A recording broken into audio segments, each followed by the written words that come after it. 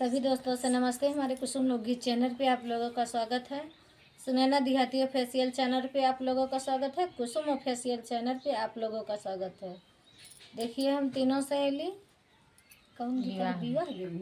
विवाह गीत, लेकिन दहेज दहेज प्रथम के है। प्रथम पे बागी। और गीत अच्छी लगे लाइक सब्सक्राइब करिए, कमेंट में बताइए। देखें कि एक बाप कैसे अपने बेटी के बियाह खोजे खातिर कैसे करत थी, हर एक लाचार हो बाप जाती और रोवती। बेटवा के बाप को वो नहीं समझते और उसी के माध्यम से गीत है, गीत सुनावे चलत है।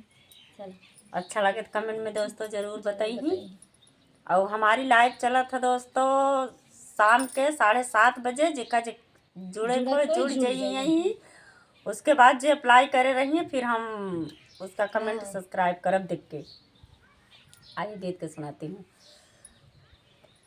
दुआरा पे बैठी सोचाई बेटी के पापा हो, मनवा में उठाइए कभी चार जी।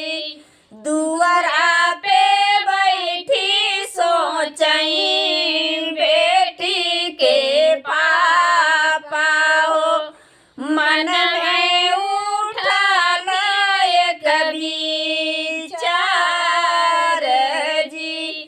कैसे के होई है हो बेटी के बियाहवा, महंगा भइल कुल सामान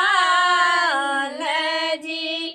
कैसे के होई है हो बेटी के बियाहवा, महंगा भइल कुल सामान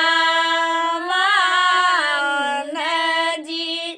गड़िया सी कड़िया मांगई खिचड़ी खवाई हो, 9 लाख मांगई दहेज जी। गड़िया